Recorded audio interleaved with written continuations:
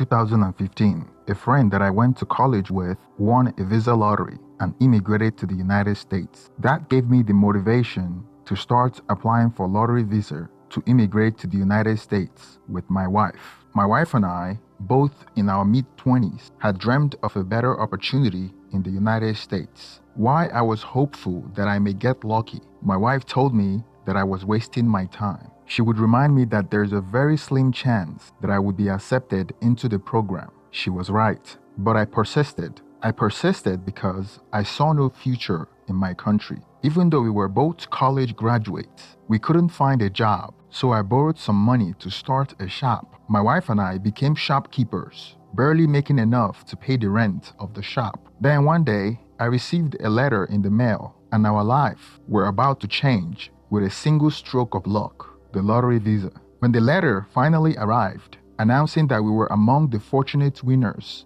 our hearts swelled with excitement and anticipation. I will admit, I had an idealistic view of the United States. I thought all my suffering is over, and my wife and I was about to ride into the sunset and live the American dream. The only problem was that we needed someone we knew in the United States to sponsor us. The only people we knew were my former classmate, who now lives in Georgia, and a former childhood neighbor who we didn't know very well. My former classmate would not qualify because he recently immigrated, so my childhood neighbor was kind enough to allow us to share the two-bedroom apartment he shared with his family in New York. Upon arriving in the United States, reality struck us like a hurricane. The American dream we had envisioned seemed distant and hazy. The childhood neighbor that was supposed to sponsor us threw us out after 2 months, not enough time for us to get on our feet. My wife and I had to find a job really fast and a place to stay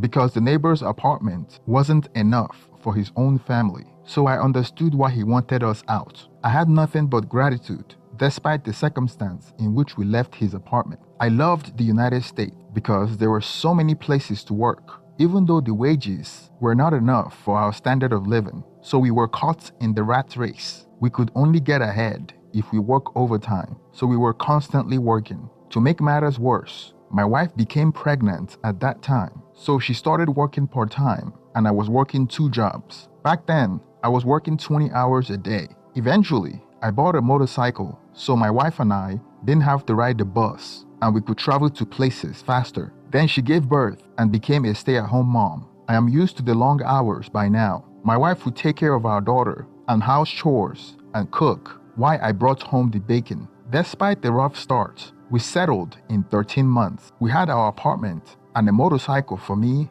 and a car for my wife. I was working as a machine operator for a local mail shop. Life was good, but I felt like it could be better. I knew it was a matter of time before I burn out, and in order to move up the socio-economic ladder, we need a post-secondary education. My wife and I already had bachelor's degrees in our country, but it's useless in the States unless we get an MBA, which is a 2-year degree. My wife and I talked about it. Our plan was that she would attend school while I work. When she graduated and found a job, we would switch roles and I would earn my degree. Sounds like a plan, right? Wrong. During the period when my wife started going to school for her MBA, I was in constant contact with my college friend in Georgia. He became a real estate agent and was doing very well, flipping houses. He encouraged me to move down there because the cost of living was reasonable and there were more opportunities. I procrastinated, became too comfortable, which was the biggest mistake we made in staying in New York. I was making more money than I had ever made in my life, and I even had enough to support our families back home. My wife is ambitious and an intelligent woman. She understood that getting an MBA would open doors to a brighter future, so I thought we were on the same page. She attended classes during the evening when I returned home to watch the baby. We also had a neighbor that had little kids that we babysit for, and they do the same for us. I worked long hours to provide for my family. Our struggles were abundant, but the love we shared and the dreams we nurtured kept us going. 3 years later, my wife put in the work and graduated with her MBA. She soon found a high-paying job at a logistic company. The future was going great. Everything was going as planned. We were filled with hope that our daughter would grow up in a world where dreams come true, where hard work pays. What could go wrong?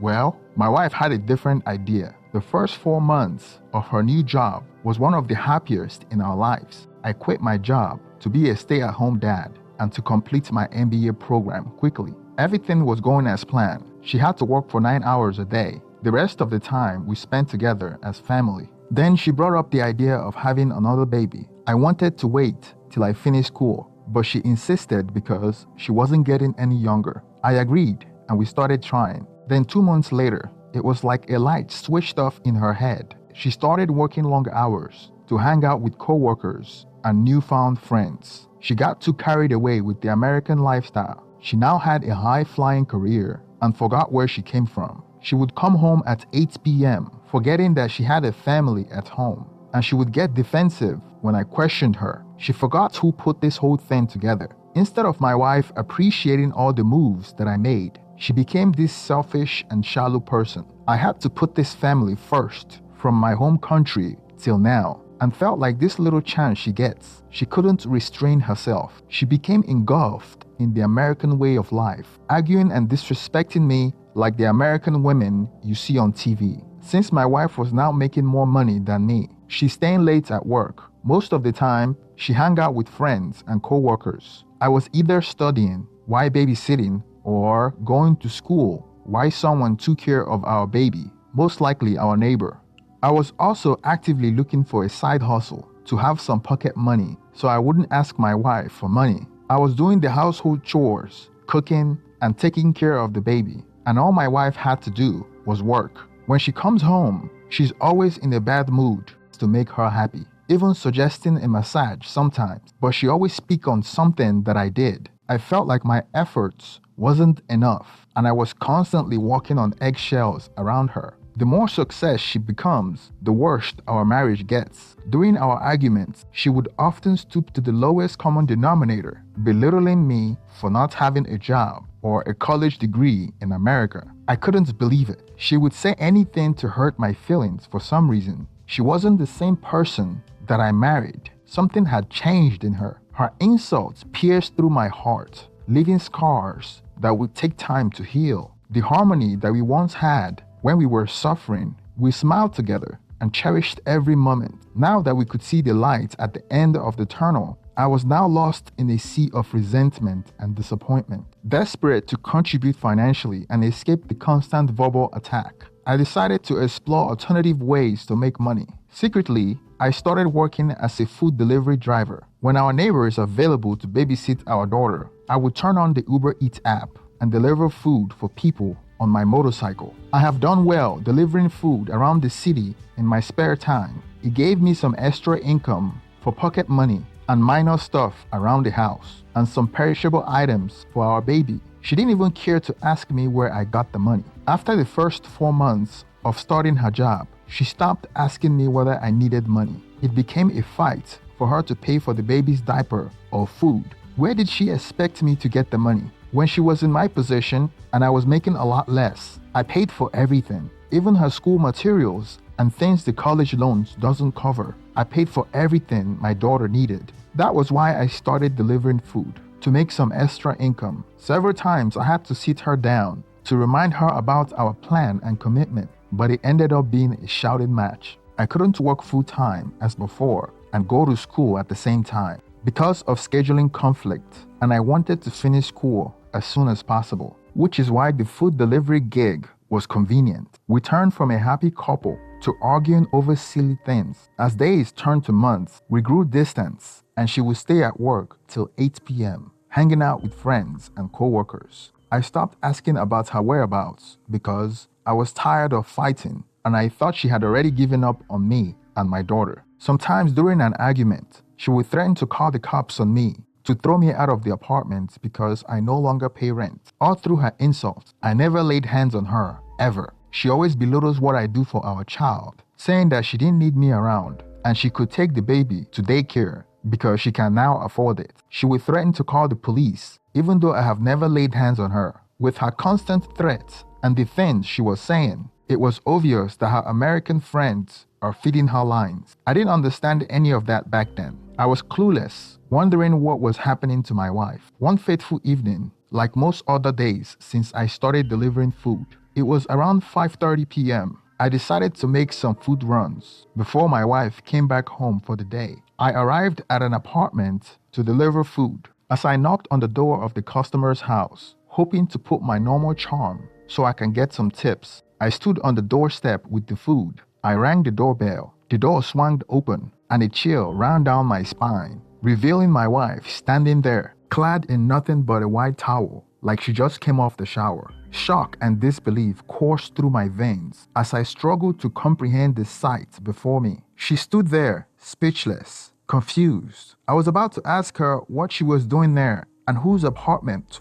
it was, as she immediately slammed the door on my face in fear. The food was on my hand, so I threw it away. Then I kicked the door in to come after her. The door swung open towards the inside of the house and hit her in the face, causing her to fall on the floor. The towel that she loosely wrapped around herself revealed that she was wearing nothing underneath it. The impact of the door hitting her face caused some hematoma that immediately looked like the size of a golf ball on her forehead. She screamed for the owner of the house, who was her affair partner. The owner of the apartment immediately came out looking confused. He was also wearing shorts with no shirt. My wife immediately got up with fear in her eyes. She ran behind him, afraid of what I was about to do to her. The man tried to push me out of his apartment, and I tried to explain to him that she was my wife and we have a baby together. He ignored what I was telling him and continued to push me, so we started fighting. Now here I am, fighting with an almost naked man,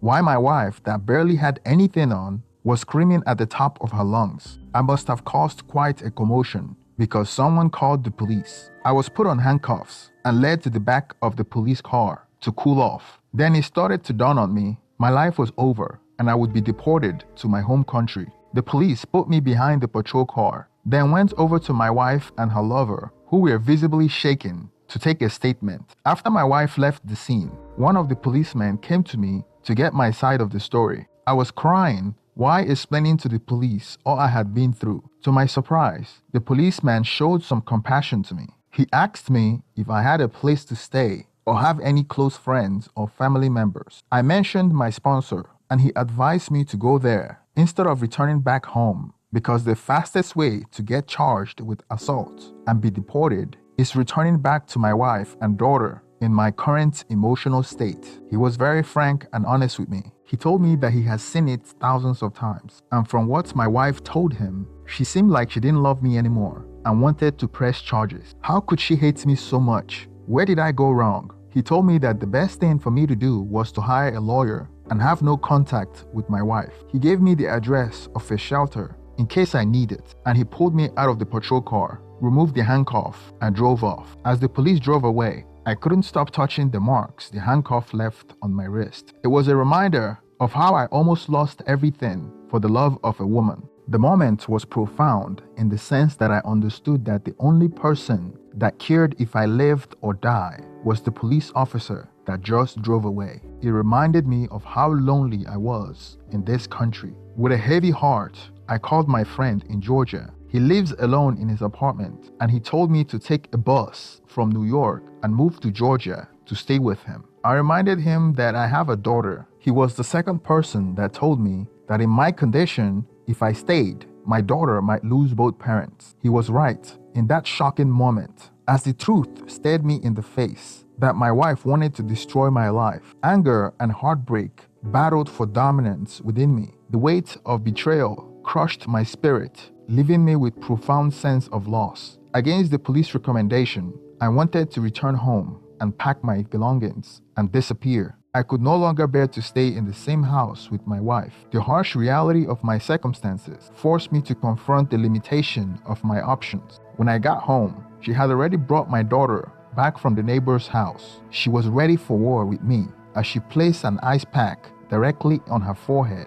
As soon as I walked in, she started accusing me of abandoning our daughter, even though it was normal for us to leave our daughter with the neighbor. I knew what she was doing. She was trying to provoke me. I must not play her games. In hindsight, she didn't know what she was doing. I went grey rock and acted like she was a fly on the wall, which infuriated her. When I got to the house, I went straight to the bedroom to pack my belongings. As she peeks through the door crack every once in a while to see what I was doing, It didn't occur to her that I was leaving. She couldn't imagine that I was willing to just walk away from everything. With a heavy heart and a tearing eyes and a congested nose, I went into the bedroom and started packing. After packing the essentials, I went to kiss my daughter goodbye as my wife looked on. I was so ashamed to look in her face, and I was mentally and emotionally exhausted. As I was dragging my luggage out the door, it dawned on her that I was actually leaving. It was then that she started apologizing, but it was too late. I never looked back. Unfortunately, that was the last time I saw my daughter for almost 2 years. I packed all my belongings on my bike and drove south till I found the cheapest hotel to crash. I couldn't take a bus down to Georgia because I wasn't going to abandon or sell my bike for a discount. So I rode the bike from New York to Georgia. When I arrived at my friend's house, I could finally breathe the fresh air of freedom, literally and figuratively. The air in New York was suffocating, and my friend had a comfortable place. He was so happy to see me and told me that I could sleep on his couch as long as I wanted. It didn't take long for my wife to start blowing up my phone, leaving voice messages, asking where I was, apologizing, and asking me to come back home, just so she didn't think I was in trouble. I sent her a text message telling her that I don't want to see her ever again in my life. After 3 months of no response, she started using my family back home to mediate and to get me to return to New York, telling them that I abandoned my daughter. When it didn't work, she stopped contacting me. My friend was doing real estate back then, so he got me into it. I got my license and started selling wholesaling and flipping houses. 2 months after I left New York, I closed on my first property and found a lot of success in real estate. A year later, I fell in love with another realtor. Our relationship got to a point where we needed to take it to the next level, but I told her that I don't want to get married again. She knew my story, and we got along so well that she was fine with it. I'm not trying to brag, but I was making really good money flipping houses, 5 times what I would have made with an MBA degree. During Christmas, I want to take my girlfriend on vacation in New York so we could see my daughter and officially file for divorce from my estranged wife. When I got to New York, I called my estranged wife. I haven't spoken to her in more than a year. She was shocked to hear from me and couldn't wait to see me. I went to visit my soon-to-be ex-wife. She wasn't aware that I had a serious girlfriend. I was happy to see my daughter.